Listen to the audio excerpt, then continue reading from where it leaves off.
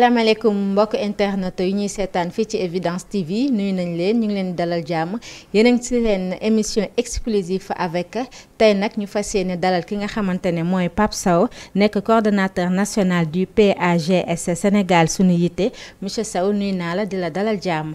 maa ngi lay fay soxna Maymuna maa ngi nuyu waa Evi TV. di nuyu internet yi ñuy suivre yëpp nuyu Sénégal yëpp. jaajëfal nañ la monsieur Sow bu ñu la doon wax kan mooy Pape Sow lan nga ñu mën a wax. Pape Sow est un citoyen sénégalais. Je suis né au Sénégal, j'ai grandi au Sénégal. Dakar laa juddoo Dakar laa jàngee. Je suis marié, père de famille. Je suis un technicien supérieur en génie civil, technicien supérieur en gestion urbaine. Voilà, je suis engagé pour mon pays dans le cadre du PAGS Sénégal Sunu Yitte. boo ñu doon wax exactement PAGS Sénégal Sunu Yitte lan nga ñu mën a wax ndax bu ñu pour rappel PAGS mi ngi nekk parti d'appui à la gouvernance au Sénégal lan nga ñu mën a wax ci parti bi ak lan mooy seen objectif. parti bi dafay doog a am at mën nañ ko wax parti d'appui à la gouvernance au Sénégal. li ko tax a jóg mooy fexe ba ñu def politique bi ci beneen anam def ko ci beneen anam mooy jiital ay valeurs. Et surtout les valeurs de civisme et de citoyenneté, am aussi un esprit de républicain dans notre démarche, dans notre communication, n'est-ce pas? Donc le PAGS Sénégal Sunu Yitte dafa nekk parti boo xam ni. dafa ne su amul pouvoir moom gis-gisam mooy ànd ak ñi nga xam ne ñoo yore gouvernance ànd ak ñu yor gouvernance nag du ànd boo xam ni politique moo ko lal ànd la boo xam ni. si expression citoyenne si expression patriotique lañ ko teg maanaam bu ñu jëlee au niveau national le président de la République mooy définir la politique de la nation moom la Sénégalais yi fal moom constitution may ko mu mën a wax ni que fii laa jëmale réew mi loolu la ñuy wax définir la politique de la nation teg ko ci ay programme ak ay plan gouvernement am di ko doxal kon loolu légitimité la légalité la kon ñun bu ñu bëggee liggéey suñu réew dans le cadre de notre engagement politique kon ñun fa lañ koy jaaree maanaam ànd ak moom ci liggéey boobu muy liggéey réew mi waaye tamit loolu c'est au niveau national gouvernance lañu wax au niveau local aussi am na gouvernance parce que ceux-là qui détiennent la gouvernance locale mooy nekk ci bopp moomeel yi moom les mairies man par exemple wala képp ko xam bokk nga PAGS gox ba nga nekk même su fekkee bokkoo gis-gis ak ki nekk ci mairie ba te yore mairie bi yow li nga war def mooy jéego boo def acte booy def initiative booy jël na nekk loo xam ne day jëmale gox bi kanam mais doo def le contraire donc ni ñu bëgg wax daal mooy que le PAGS c'est un parti qui n'a pas pour vocation de s'opposer maanaam li ñuy woowee opposition léegi Sénégal c'est un terme boo xam ne trop chargé trop péjoratif te war nañ ko mën a xoolaat baax. kon su ma la déggee PAGS dafa fas yéene allié ak parti au pouvoir muy PASTEF. naturellement parce que c'est le PASTEF qui est le parti au pouvoir et donc le PAGS entend appuyer à la gouvernance donc ànd ak le PASTEF dans l'exécution de cette mission. lan ngeen nar a indi lu bees loo xamante ne nekku fi woon parce que boo xoolee nga baal ma ci wax bi politique Sénégal ñu bëri dañ leen xaw a weddi politiciens surtout parce que bu ñu waxee rek dañuy naan kii ñëpp a yem yéen a bokk démarche li ñuy wax ak bu ñu toogee wala bu ñu amee lu ñu bëgg dañuy fàtte askan wi yéen waa PAGS Sénégal moo na yitte lan ngeen nar a indi lu bees. li ñu nar a indi lu bees d'abord sur le plan politique maanaam ñun wax nañ ko ni ñuy doxee mooy.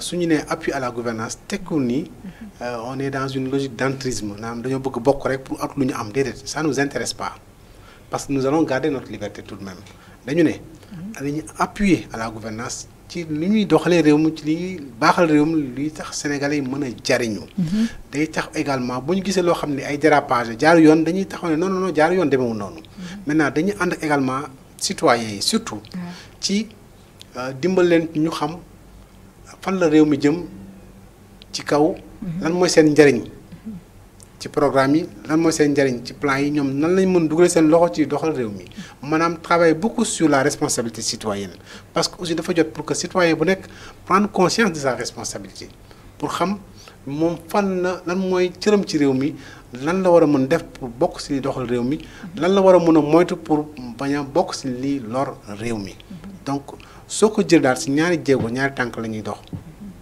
benn bu njëkk moom mooy ànd ak kiy gouverner ci approprier wu les politiques publiques xam ko naan ko maîtriser ko mën ko wasaare mën ko restituer askan bi ñu xam fan la réew mi jëm xam lan mooy njariñ ci réew mi mën ko mën a bokk beneen bi si topp mooy que ni mën a fekk acteurs communautaires yi à la base pour mën a dinañ ko restituer yi ànd ñoom ci liggéey jël ay initiative pour que au nom d'un patriotisme au nom d'un civisme agissant ñu mën a vraiment liggéeyal Sénégal.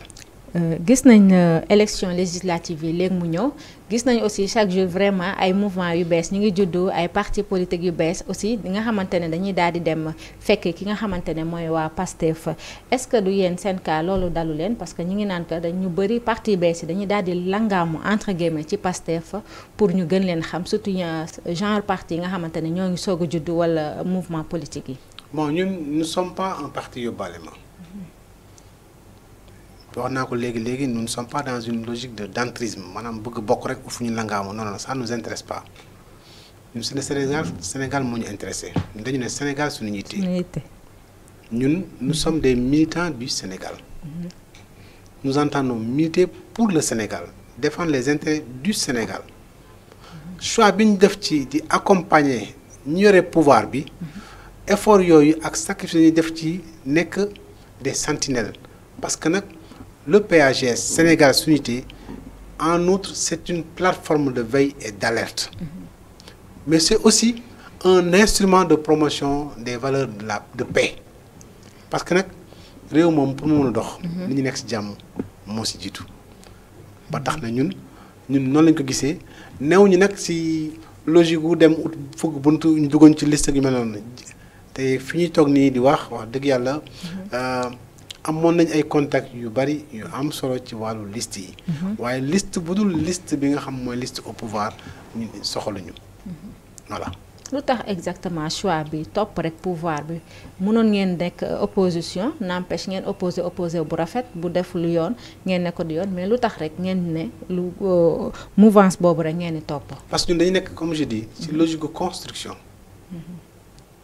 parce que nag du si mbedd bi ngay nekk di tabax réew mi mais da ngay bokk si ñi nga xam ne ñoom la ñu dénk construction bi nga ànd ak ñoom ci construction boobu bu ñu nekkee sur un chantier di liggéey ñëpp dañuy nekk ci liggéey. corps de métier yi bari na waaye ku nekk am na looy apporter ñun ci logique boobu lañ nekk ci logique boobu lañ nekk quoi mais nekkuñu ci logique gu nekk ci mbedd bi di xaste di ŋàññ parce que yàgg na fi nag nekkul lu bees. ñi fi nekk tey foofu lañ jaar waaye ñun gisewuñu ko noonu ñun ni ñu ko gisee mooy que ni ki nga xam dafa jàpp ni que bokkul ak gis-gis.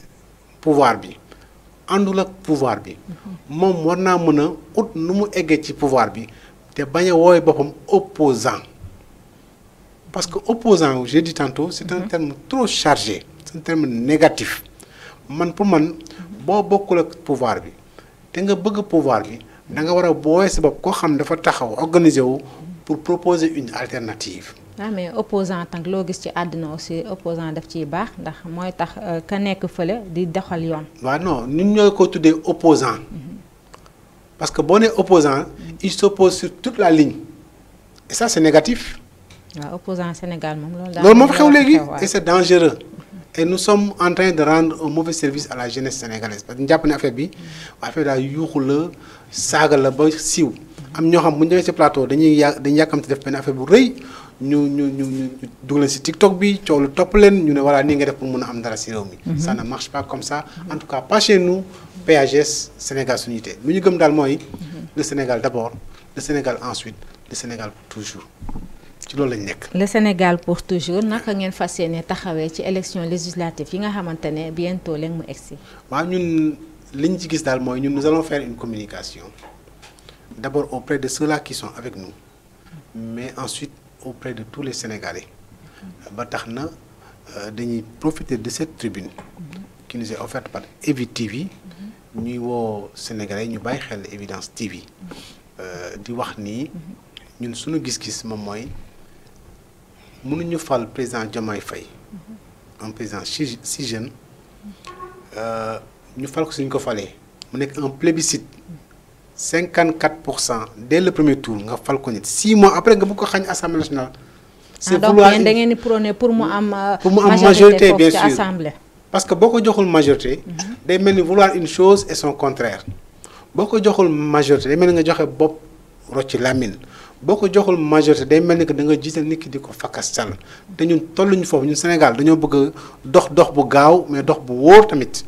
et pour ce faire ki nga jox exécutif bi nga moom mu ñëw proposer la un projet nga nangu ko voter ko fal ko mais da nga koy jox jumtukaay yi mu soxla pour mën a amener le Sénégal vers des réformes. non mais rappelons aussi projet bi boobu ba tey ñu ngi koy wax Sénégalais yëpp a ngi koy xaar ndax ci projet boobu aussi si lañ mën a sukkandiku pour xam fan la ñu jëm boobu ba tey gisuñu projet. waaye ñun tamit ñu ngi xaar de façon plus concrète le contenu l'essence même de ce projet en termes de programme de gouvernement. ñu ngi koy xaar ñun tamit waaye dañu jàpp ni rek dañu rafet njortu ni niñ ko amee théoriquement avant la campagne ak niñ ko waxee ba jusque là mooy daal li ñu mën jàpp mooy que c'est le Sénégal de nos rêves le Sénégal boo xamante ni dañu dindi injustice teg fële Sénégal boo xam ni action publique bi les décideurs publics dañuy décider dans le sens des intérêts du Sénégal sur le plan de l'économie sur le plan des choix également stratégiques sur le plan de l'exploitation de nos ressources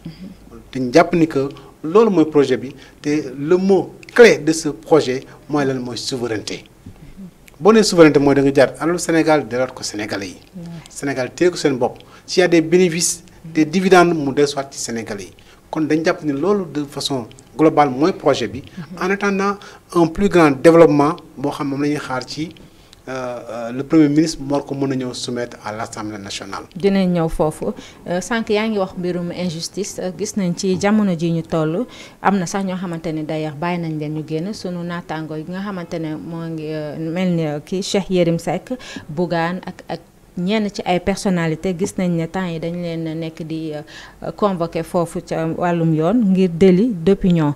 est-ce que régime bi ñu nekk nii ak ci li ñu jóge ak fi ñu jaar nga xamante ne régime bi fi génn ñeme woon wax yenn wax yi ñeme woon sax sa kët mais tey gis nañu régime bi vraiment mi ngi daal di jël yoon bi nga xamante ne moom la fi nguur gi fi nekkoon daan def naka nga jàngatee lu ni mel est-ce que yaakaaroon ne la woon rek moo woon ni waat. Le Sénégal est un pays de liberté kenn mënu ko dindi le Sénégal est une démocratie. kenn mënu ko delloo ginnaaw et donc le président Diomaye son premier ministre en tout cas ce régime actuel n'a pas intérêt du tout à marcher sur nos libertés. daa mel ni commencé nañ ko de l'on commencé. li ma gëm mooy ça a été une mauvaise communication que de procéder à des convocations à des arrestations tous azimuts. Ce n'est pas bien. su ma toogoon tey ak président Diomaye wala ma opportunité toog ak premier ministre Ousmane Sonko li ma koy wax mooy que ne utal beneen pexe parce que vous ne pouvez pas gouverner de la même façon que vous vous êtes opposé.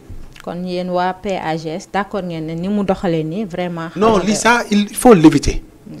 il faut éviter l'instrumentalisation de la justice.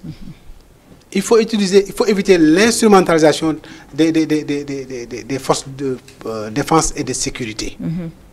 ñun dañu rafet njort ni ñëw bi ñu ñëw en tant que jeune surtout que c'est un tandem un duo qui incarne notre génération et dama jàpp ni suñu génération c'est une génération intermédiaire une génération qui n'a pas le droit de perpétuer la bêtise parce que ñun suñu génération ñu bari si ñun on voté en 2000 dañu fekk alternance 2000 voté ñu si bari si ñun suñu génération on était acteur en 2012 bi fi jëlee Wade di teg Macky Sall aujourd'hui suñu génération moo nekk au pouvoir donc suñu génération amul excuse amul lay ba mu mën teg sur la table ci def yoo xam ne moom la ñu doon xeex démb ak barki démb li ñu war a def rek mooy xam ne tey dañuy gouverner ñu yaatal seen dënn di muñ di tànqam lu yu bëree bëri te jublu comme ñoo ko wax focus sur l'essentiel focus sur ce à quoi nous attendons à ce qu'il fasse des efforts mooy régler problème sénégalais ci lu bëree bëri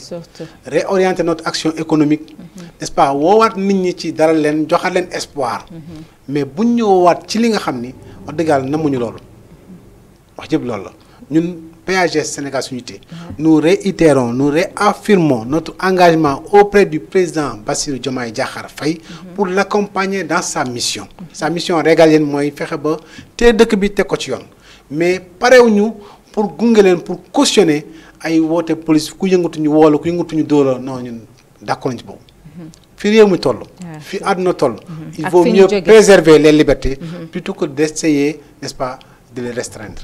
nooy jàngatee seen duo bi nga xamante ne ñoom ñaar Diomaye Sonko dañuy dem ba nekk sax Diomaye président délégué la Sonko mooy buumi Sonko mooy ministre de la communication Sonko mooy def mooy dindi naka nga jàngatee wax boobu nga xamante ne ñu ngi leen koy teg seen kaw. waaw jàngat bi du sax sori. mais parce que xam naa comme ci ñoom nga fa doo ci mën a xuus tamit. du sax loolu ñun Sénégal lañu faral bu ñu fàtte ni que ñi fal Diomaye ñi fal président Diomaye ñoom président Ousmane Sonko lañu daan wax. Sonko mooy Diomaye Diomaye mooy Sonko donc. mais comme Sonko am na gàllankoor ci wàllu yoon. seen plan B nekk Diomaye ñu fal Diomaye. c'est la première fois ci élection présidentielle au Sénégal ñu jaay ñu concept boobu Sonko mooy Diomaye Diomaye mooy Sonko te ñu xam ban façon relation la nature de la relation bu nekk ci diggante ñaari nit yooyu. kon bu ñu leen fal ba fii aussi naan ne non c'est-à-dire kii c'est un. waaw mais est-ce que aussi ku nekk tamit warul yem ci rôle am président bi nekk jël rôle président premier ministre aussi xam ne premier ministre la yem ci rôle am. xam nga ñun parfois nous sommes réfractaires. pour ne pas dire au progrès mais nous sommes réfractaires au changement. ñun Sénégalais ñoo fi doon wax naan Macky Sall c'est un super président. Macky Sall ne partage pas son pouvoir. te nit du machine un président de la République tu es censé partager tes pouvoirs tu es censé déléguer certains de tes pouvoirs. donc si tu as un premier ministre boo wóolu mais dénk ko yenn pouvoir yi tant mieux le plus important xam nga la c'est le résultat qui compte d'ici quelques années ce que ce duo ce tandem va produire comme résultat loolu la ñuy xaar te ñun dañu nangu ñu toog di xaar ñaan ñu servir ñu ko sur un plateau d'argent mais dañuy dugal suñu loxo ci liy indi ay progrès ñu indi développement ci réew mi. merci beaucoup monsieur Sow ci jamono yi Sénégal yëpp doon nañ toog di xaar li nga xamante ne mooy DPG ñu naan day am du am finalement sax assemblée nationale dañ ko mujjee dissoudre sa xalaat par rapport ak lu ni mel. ça a été mu nekk aussi yaakaar bu tas ci ñu bari. dafa nekkoon loo xam ni. parce que nag def déclaration de politique générale mën nañ si may egg sax ci yaakaar bu tas mais en tout cas ça n'a pas nous l'avons déploré ñaanuñu yàlla am yaakaar bu tas ci président Diomaye waaye naqaru nañu ñaawlu nañu le fait que nous sommes à 6 mois non disons nous avons fait 6 mois avec ce duo et que entre-temps il n'y a pas eu de DPG dañ koy ñaawlu parce que président Diomaye moo ne waxtaan ak président assemblée waxtaan ak son premier ministre et que dinañ def une déclaration de politique générale waaye nag nous allons vers une publication d'un référentiel loolu la wax waaye qu'on s'entende qu'on soit clair avec eux ce référentiel-là ne signifie pas déclaration de politique générale une déclaration de politique générale ça se passe à l'Assemblée nationale c'est à l'hémicycle par conséquent ñun am nañ yaakaar ci projet bi ñu jaay ñu am yaakaar am njort bu rafet ni que bu ñu defee élection législative ba pare lu mën a xew aussi le premier ministre se présentera devant l'hémicycle pour faire sa déclaration de politique générale lii mooy suñu gis-gis mën nañu indi référentiel wax ñu ok on a besoin de savoir un peu de façon stratégique le gouvernement bi lan la nar dans tel ou tel domaine c'est bien waaye nag il faut pas rompre avec nos pratiques républicaines il faut que le premier ministre qu'il s'agisse de Ousmane Sonko ou de Pape Sow ou de Maïmouna Diallo ku mu mënti doon qui se rende à l'Assemblée nationale qu'il fasse la déclaration de politique générale devant les représentants du peuple que sont les députés.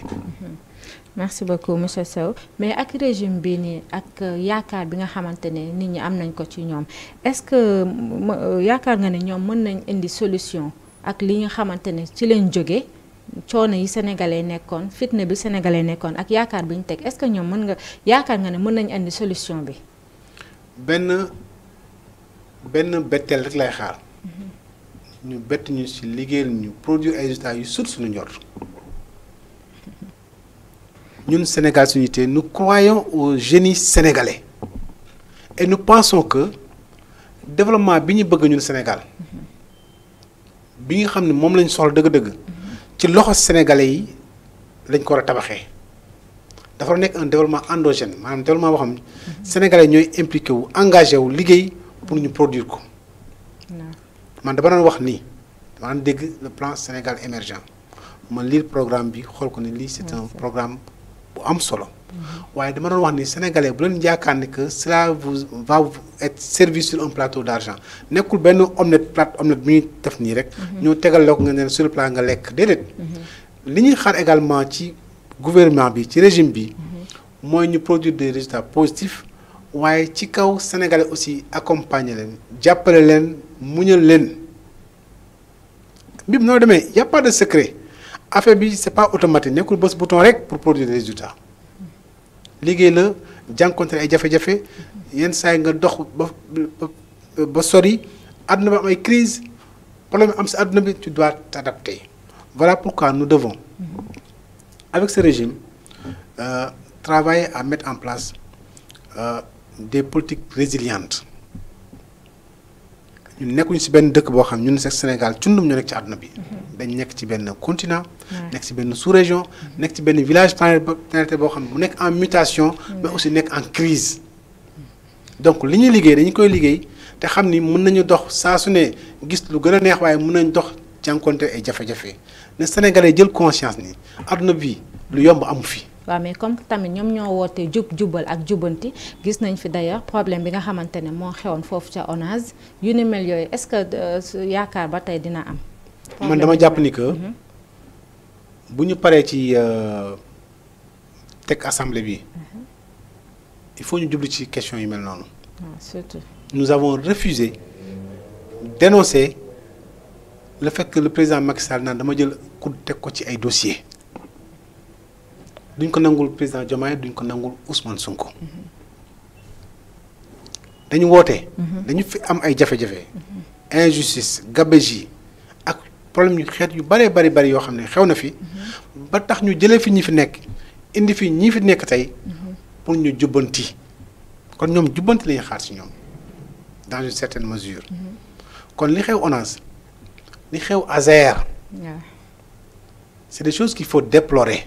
parce que mënoo woote souveraineté ba pare des Sénégalais par le génie propre sénégalais concevoir un programme pour l'éducation rurale nga ñëw dindi ko seen loxo jox ko ay tubaab naan ñi 1500 villages yoo xool ñi def nañ ci 1700 villages c'est un prétexte fallacieux on ne peut pas vouloir une chose et son contraire mënoo woote souveraineté dindi mbir mi si loxo Sénégal jox ko ay tubaab c'est une faute te ñaan nañu yàlla ne loolu bu mu fi amati ñun nag ñi lañ bëgg a ànd ak régime bi nous ne sommes pas dans l'entrisme nous ne sommes pas dans le yóbbaale ma xaar ñu ko ñu sànni benn poste de responsabilité lijjantuñu loolu Sénégal moom ak loolu.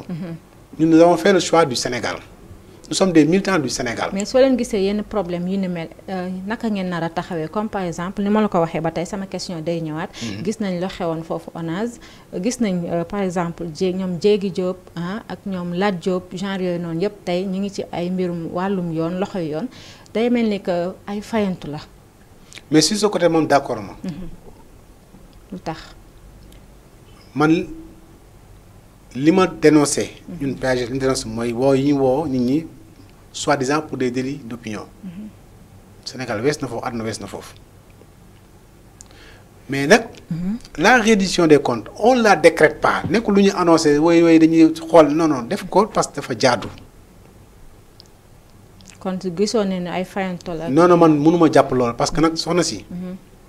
li fi xewoon loolu bis bu naree xew ci régime Diomaye bi musiba am jël sunu alal di si def lu leen neex ci dëkk bi ko sax-saxe. non loolu dafa ñaaw damay jox benn exemple. pour ne pas nommer des personnes. le ministère de l'environnement dañ fi jëloon des dizaines de nos milliards bëgg moo jox un chiffre inexact. ñu ne dañuy commander ay armes pour renforcer la surveillance de nos forêts nangam dugg na fi génn fi ay milliards yu bari di wax naan fourage daal di xëneen kenn xam fu xaalis bi jaar tout récemment ñu génn ay oto yu màgget ak ay teg yu bari naan jënd nañ lii def nañ def sàcc bu leer naññ la te loolu ñu ngi ciy xaar le président Diomaye ñu ngi ciy xaar le premier ministre Ousmane Sonko ñu ngi jënd ko mu leer parce que mënuñ jël suñu alal. déclaré nañ ci def lii ak lii ak lii ak moo tax bu premier ministre génnee def déclaration bu mu def nii on peut parler de l'opportunité de cette déclaration. loo xam ne on aurait dû le faire il y a 3 mois defoo ko ba tey d'accord. loo xam yaa ngi koy def à la veille d'une campagne électorale. koy doog a def d'accord aussi moyen de campagne. loolu mën nañ ko waxtaanee. waaye wax ji li mu wax. luñ jar a xool parce que bari na lu xew fi dëkk bi loo xam ni mën nañ ko ñaawlu. alal réew mi nañ ko delloo ci réew mi nañ ko def fi ñu ko war a def mais jël alal réew mi benn groupe nit di ko saax-saaxe def lu leen neex mais quand même loolu moo fa war a jeex nanguluñu koon Macky Sall ba Macky Sall jóge fi duñ ko nangul Diomaye yi que ça soit clair. vraiment nous arrivons vraiment ñu ngi ci terme émission bi dañuy bàyyi rek benn yoon ñu bàyyi la nga lancer benn message boo xamante ne bëgg nga ko wax ci suñu internet yi ak nga xamante ne ñooy seen mbokk yi nga xamante ne waa naka PAGS. waa PAGS maa ngi profiter de cette tribune ak message bi ngay lancer aussi. pour d'abord gën leen wax ñu gën a taxaw. te xam ni que nous avons le meilleur projet. Le PAGS a le meilleur projet politique aujourd'hui, a la meilleure offre politique aujourd'hui. Parce que nous, le Sénégal, moi, je suis yitte. Il faut que chaque Sénégalais prenne conscience de sa responsabilité. Parce que nous ne boo xamul sa responsabilité. mënoo jariñ sa réew. te ci loolu la ñuy liggéey. beneen bi ci topp mooy woo Sénégalais yi ci ñu dal. c'est très important ñu dal te xam ni ñi ñu fal démb yàggul 6 mois buñ ci bëggee tey naan ñi xamuñu fuñ jëm ak nangam pression politique boobu ñu leen bëgg a teg Sénégalais yi leen fal buñ ko nangu. Le Sénégal a aujourd'hui plus de 60 ans te ba léegi nous faisons partie des 25 pays les plus pauvres. Malheureusement. Ce n'est pas en 6 mois que nous allons développer ce pays. Nañu am patience te ñu xam ni que ñi ñu fal tey mënoo leen ñàkk a jox majorité à l'Assemblée nationale pour que ñu mën a engager le Sénégal dans des réformes pour mën a apporter réaliser ce changement systémique. loolu du prétexte rek chez vous les politiciens. non.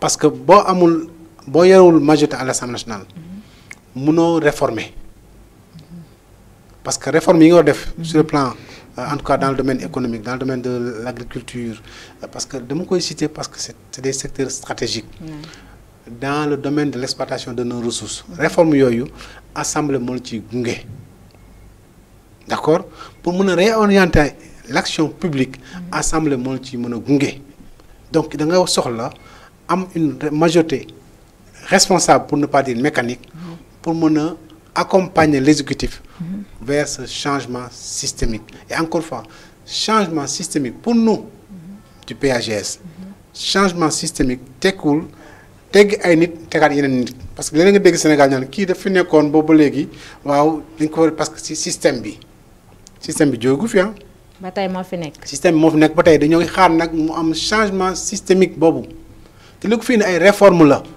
c'est pas des hommes qui changent mais c'est des pratiques que l'on doit changer c'est des pratiques qu'on doit bannir. ñun lii mooy sunu kaddu. di woo Sénégal bi nag dañ jox rendez-vous.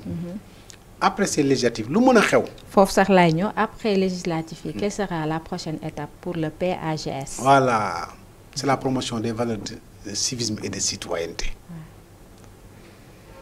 parce que nag du da ngaa fal njiitum réew rek dem toog xaar mu pare yàkkal la. Chaque citoyen sénégalais da nga am obligation citoyenne de t'engager dans ce qui peut porter ton pays vers les progrès. Ku nekk si ñun am nga responsabilité. loolu dañ ci war a liggéey mais liggéey bi ñu war a def nag ñun PAGS. te ñun jàpp ne mooy suñu taxawaay mooy que dañuy xaar ba assemblée bi pare le premier ministre dem assemblée def la déclaration de politique générale ñun nag ci loolu la ñuy fas yéene liggéey ñun PAGS. pour ñun les Sénégalais devront s'approprier cette vision du président déclinée à travers une politique n'est-ce pas déclarée par le PM à l'Assemblée pour mën a impliquer wu ci développement réew mi parce que ce développement devra être endogène maanaam sénégalais yi ñoo koy tabax ci seen loxo depuis ci àll bi depuis ci régions yi à l'intérieur du pays ci sàmm bi ci napp bi ci artisanat bi jegan pour mën ko yëkkati mu dem ci kaw mais nag ñu nekk ci kaw nañu xam ni que l'exploitation des ressources de notre pays dafa nekk loo xam ni Sénégal daf ci yaakaar jeunesse sénégalaise dañ ci yaakaar lu bëree bëri que cette jeunesse aussi fasse preuve de patience. Merci beaucoup. lii mooy suñu xalaat ñu jàpp ni que Sénégal ci lu baax la jëm ci lu wóor la jëm ci lu leer la jëm ñu bañ a tenir ces discours pessimistes ñun des PAGS duñ tenir benn discours boo xam ne ku ko dégg nga jaaxle wala ku ko dégg sa yaakaar tas wala ngay mere ku la deful dara ñun suñu yëkk ci ay communication di ko teg sur la place publique daañu wax dëgg suñu bopp wax dëgg ki ñu jàkkaar lool waaye daañu woon nit ñi que ni waaw ñun kat jàpp nañ ni kat war nañu mën a yaakaar war fu mën a jógee te nit. daa mel ni nit ñaa ngi commencé xaadi de. ku xaadi nag da ngaa bëgg xaadi rek waaye 6 mois boo ci bëggee xaadi moom metti na de mais dëkk metti na trop. metti na trop. c'est pas une raison. pour que des jeunes di rey seen bopp ci géej gi. Eldorado amul fenn. metti na parce que ñi seeti ji ñooñu. ñoom ñi ngi takk seeni ay bagages di ñëw fi Afrique di def de petits boulots di def ay mbir pour am ko.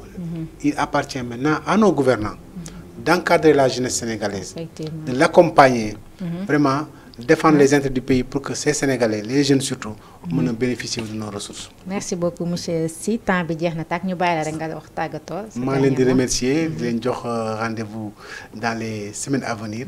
Mais di wax également les Sénégalais nañu jox Diomaye une majorité responsable à l'Assemblée nationale. Merci beaucoup monsieur Si amoon mbégte kontante nga teew fii ci sunu plateau di la jaajëfal ci réponse yi nga xamante ne daal di nga ñu koy jox tey yéen mbokk internet yi ñu ngi leen di jaajëfal sunu émission jeex na tàkk yéen a ngi woon ci exclusif avec Pape Sow ñu leen di jox dig daje à la prochaine fois merci.